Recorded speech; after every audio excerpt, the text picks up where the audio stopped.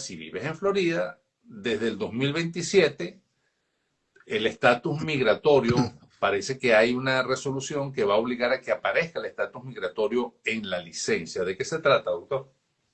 Bueno, realmente son de alguna forma medidas que se están impulsando para generar desmotivación, William, hacer creer que de alguna manera las personas se van a ver afectadas de fondo por este tipo de acciones y ciertamente pudieran haber algún tipo de, digamos, de afectación por parte de los cuerpos de seguridad, de las policías, etcétera, cuando piden la identificación de una persona y esta identificación, pues, obviamente refleja cuál es el estatus o el supuesto estatus migratorio que tiene este ciudadano, esta persona, este inmigrante.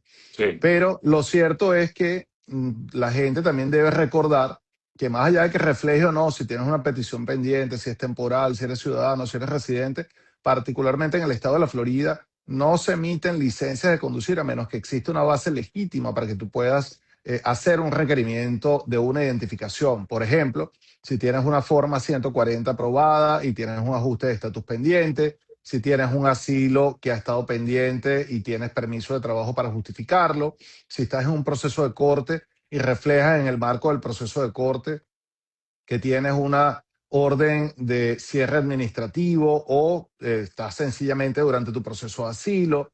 ¿Ok? O sea, siempre para la emisión, en el caso de los documentos de identidad, hay una base para la emisión de ese documento. Entonces, el que refleje o no refleje, entiendo que puede tener más un impacto de naturaleza psicológica en que la persona crea que va a estar mucho más expuesto al hecho de una verificación, pero de fondo no cambia mucho las circunstancias que ya la persona tiene, porque ya las licencias dan una identificación cuando no eres residente o ciudadano americano de que la licencia está siendo emitida de carácter temporal. Ok, perfecto, muy bien. Ahora, otro caso que ha estado ventilado en los medios de Estados Unidos tiene que ver con el caso de una doctora venezolana, una médico venezolana que fue detenida por ICE, Sí, pues en Texas. Ella se llama Rubelis Bolívar y iba a volar a McAllen, de McAllen a California, de McAllen, Texas a California, y iba acompañada de su hija. ¿Qué información maneja usted sobre este caso que pueda servir sobre todo de sus recomendaciones, ¿no? ¿Qué sí. recomendaciones puede dar? Fíjate bien, William. Nosotros, aunque no tenemos la información directa más allá de lo que sale en los medios, ok, Correcto, y hago la aclaratoria porque correcto. tal vez pudiera tener algún tipo de documentación adicional. Lo que en medios se ha ido reflejando, y pareciera de las personas allegadas a ellas también de alguna forma lo han ratificado, es el hecho de que ella cuenta con un proceso de asilo pendiente, de que el esposo tiene un proceso de certificación laboral aparentemente aprobado. Normalmente para que ella esté en etapa de ajuste de estatus es porque esa certificación laboral fue objeto de aprobación. Es decir, tiene intereses legítimos de libertad, de estadía, de propiedad, que son protegidos constitucionalmente.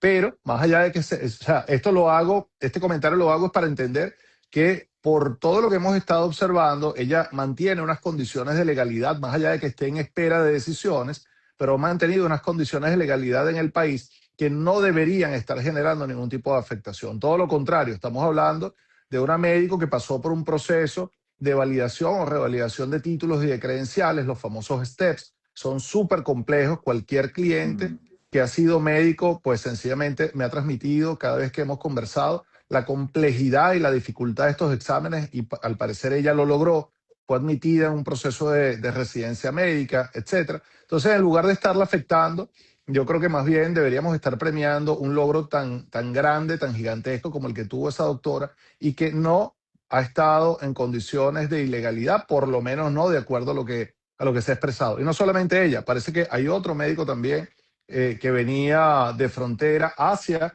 el estado de Texas a encontrarse con su pareja, con su esposo, etcétera, que este médico estaba en una situación de TPS, había planteado una visa J1, sí. muy común en el contexto de los médicos para poder continuar sus procesos de residencia. Se les oferta normalmente este tipo de instrumentos, este tipo de visado, y mientras estaba a la espera de la aprobación o no, que seguramente estaba suspendida por el tema de la pausa a los venezolanos, pues sencillamente le dijeron, para nosotros tú no tienes ningún tipo de documento, para nosotros tú estás ilegal. Y eso es falso, porque cuando la persona tiene un proceso pendiente de decisión de adjudicación, la persona no está en una condición de ilegalidad. La persona tiene por delegación directa del Attorney General, así lo establecen los recibos, así lo Sí. establece la ley, tiene una estadía autorizada, aunque todavía no tenga el estatus, tiene una estadía autorizada en el país. Entonces, ahí vemos una vez más un acto de arbitrariedad que no debería estar ocurriendo y que en lugar de premiar a personas que están haciendo un esfuerzo tan grande, pues vemos cómo sencillamente se les ha afectado. Muy bien.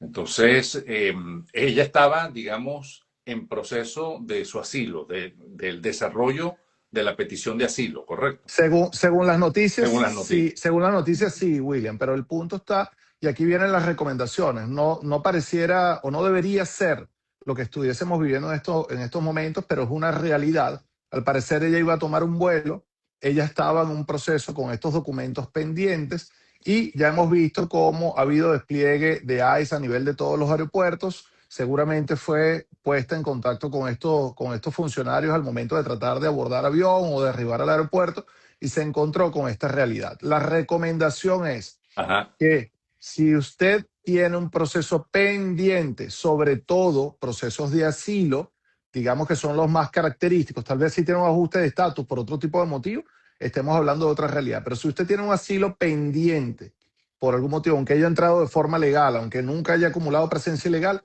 la recomendación actual para tratar de evitar este tipo de arbitrariedades es que si usted puede evitar los aeropuertos, evítelos. Evite los aeropuertos a lo que sea en extrema necesidad, porque aunque no debe haberse materializado esa detención, desgraciadamente estamos viendo cómo sí está ocurriendo.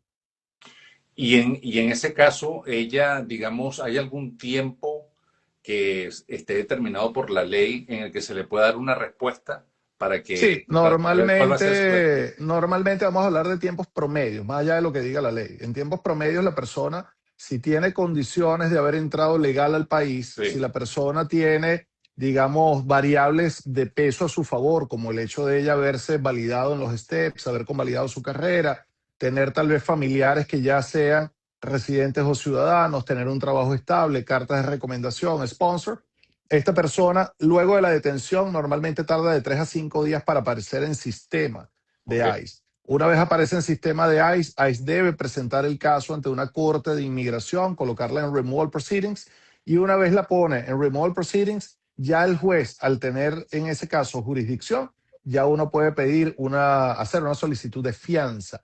Esa solicitud de fianza normalmente puede tardar entre 10 a 15 días para que se materialice. Hay algunos jueces que trabajan un poco más rápido y al darse esa audiencia de fianza, normalmente si la persona entró legal, no tiene delitos y tiene condiciones como la de la doctora, no debería pasar de 15 a 20 días para que ya esté nuevamente en libertad.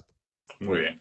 Muy bien, doctor, gracias. Siempre haciendo la salvedad que estos comentarios que estamos haciendo, estas interpretaciones que estamos haciendo, dependen es decir, estamos obteniendo información de los medios, de las redes sociales, y eso es lo que estamos manejando, porque el doctor no ha tenido acceso al expediente y no tiene el detalle Sí, del... sin embargo me inclino a pensar que son ciertas esas afirmaciones, William, porque cuando tú ves una persona que ha hecho un esfuerzo tan grande como pasar por un proceso de convalidación profesional, sobre Sí, todo en el contexto médico, eso normalmente, no es que sea una garantía, pero normalmente está en el contexto de un tipo de persona que mantiene una conducta o unas condiciones de buena conducta moral.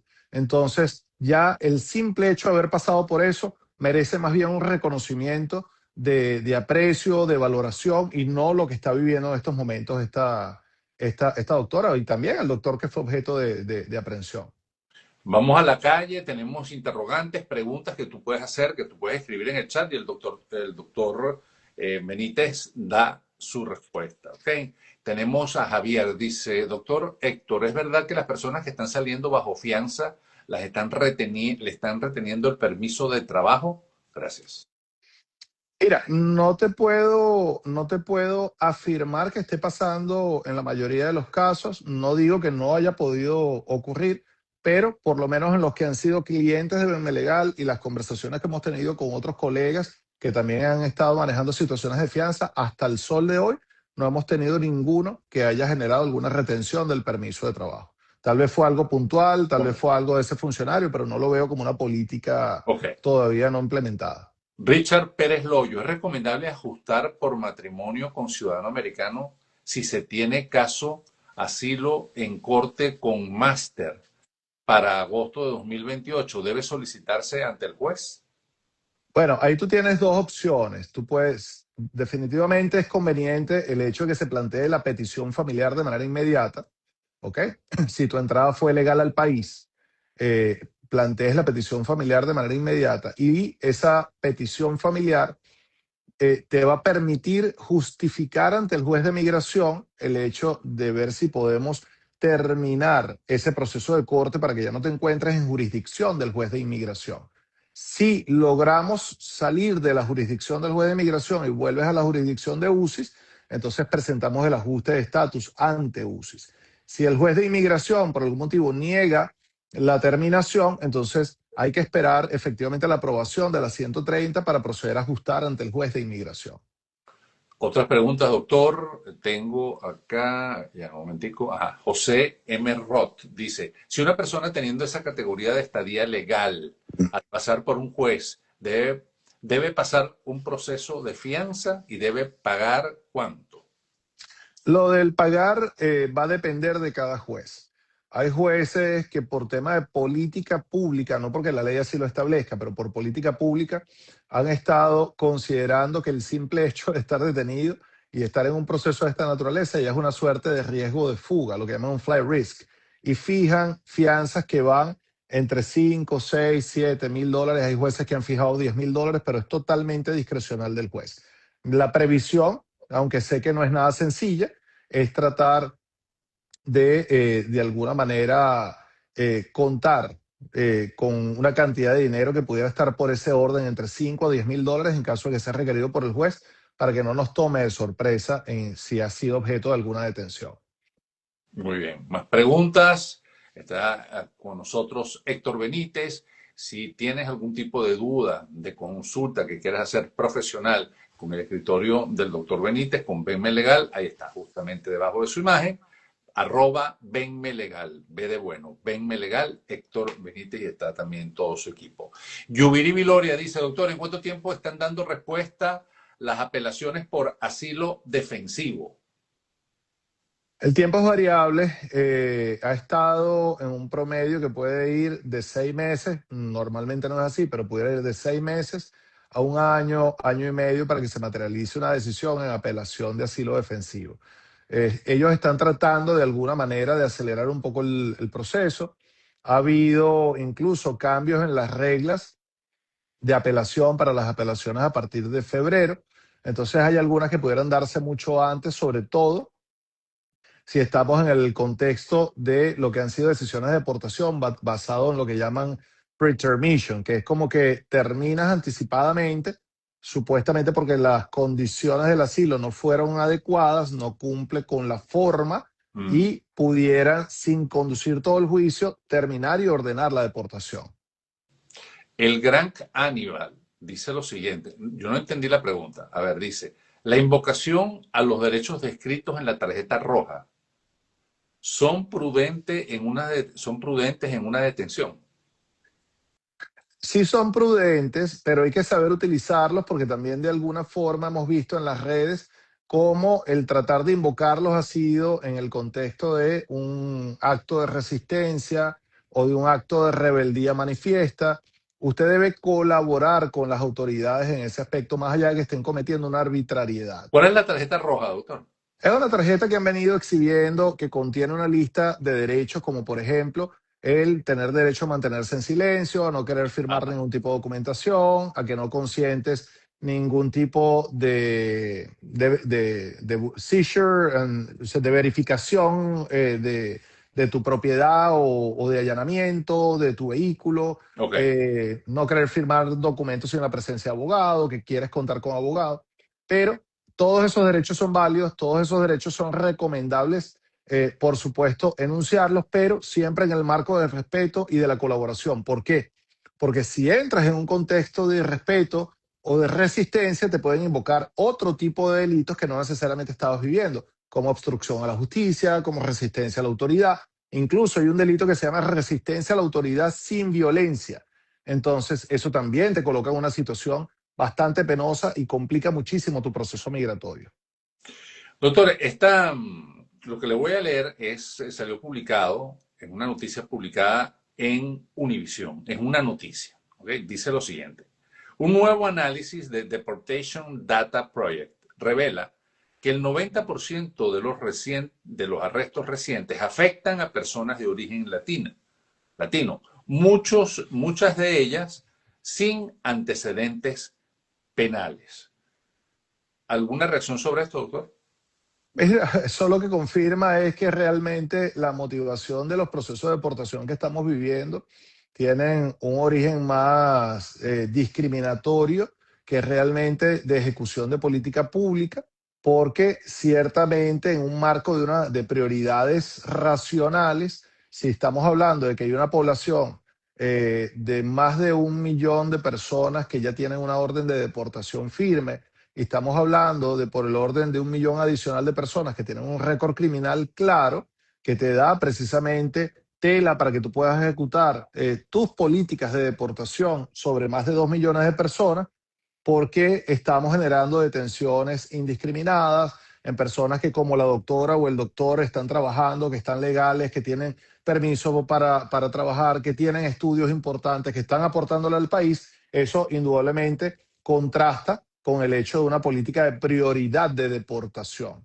Siento que eso es precisamente lo que de alguna manera afectó toda la situación de Minneapolis, la situación de Minnesota, donde han tenido que disminuir bastante la mecha con la que estaban actuando, y siento que también de alguna u otra manera eso vamos a verlo reflejado en las elecciones de medio término ahorita en noviembre.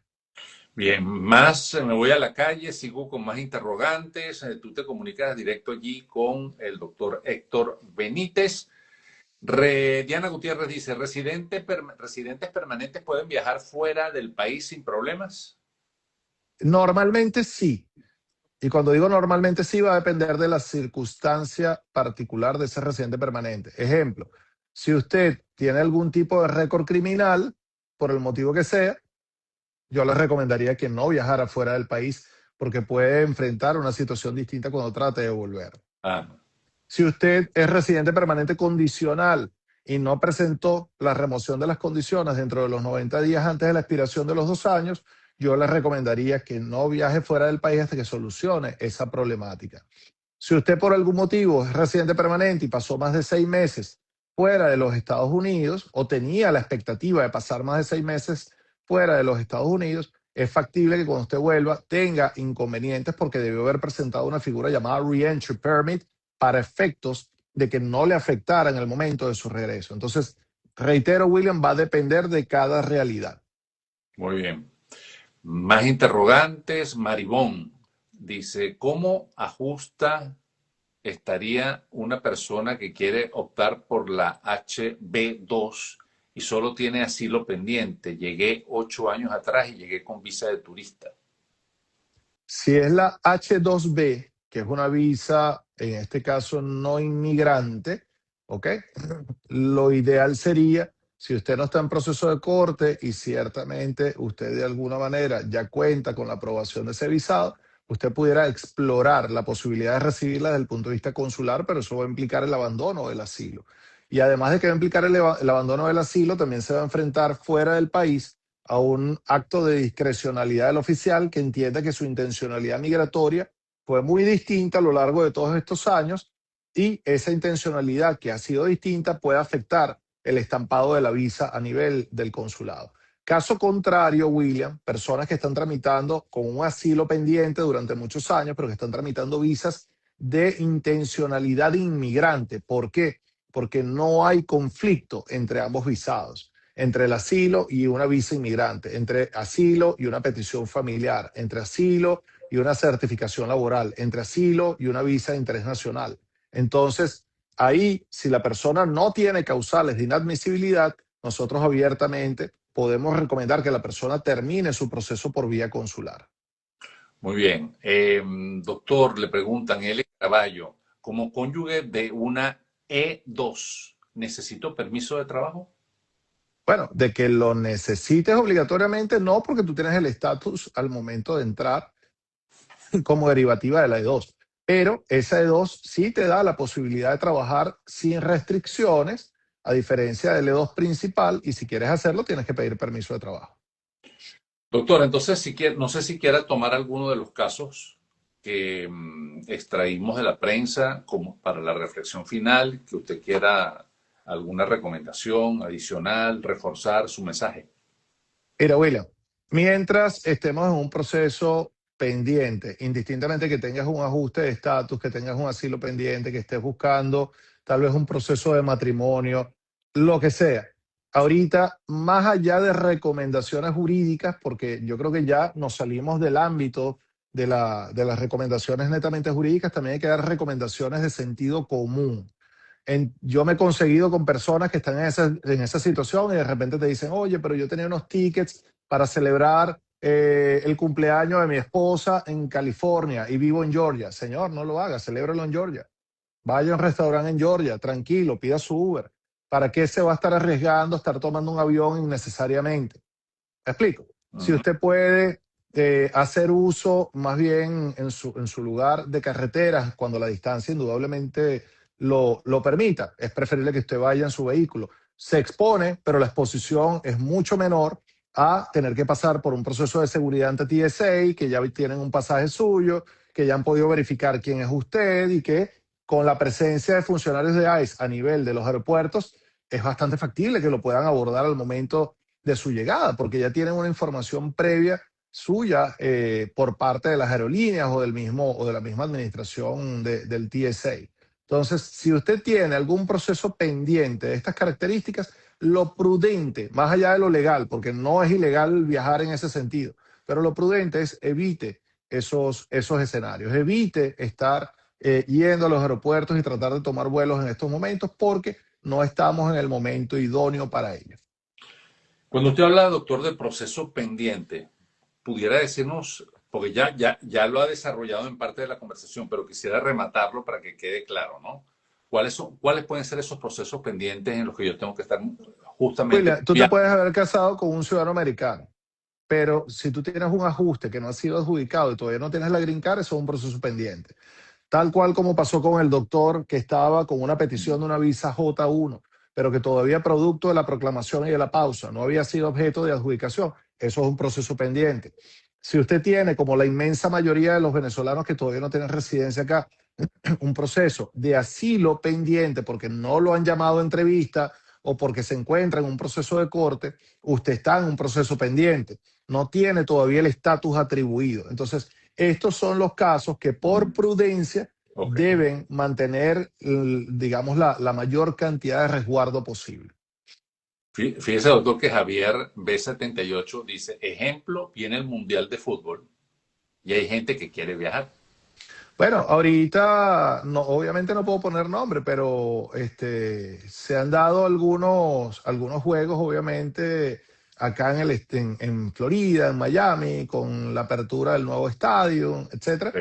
Y ahí han sido objeto de búsqueda más de una persona que en estos momentos estamos defendiendo en detención. Ah, Entonces, no es lo prudente, o sea, véalo desde su casa. No me gustaría decirle esto, no quisiera decirle esto, pero claro. son los tiempos que estamos viviendo, por lo menos hasta que esta situación se regularice. Doctor, y esta ñapita, Marley Maurín dice, si tengo residencia vigente, metí papeles para la entrevista, pero aún no me la dan por la pausa, ¿puedo viajar? No entiendo bien la pregunta, William, porque dice si tengo residencia vigente, Vigente, sí. pero que si tienes la residencia ya eres residente permanente.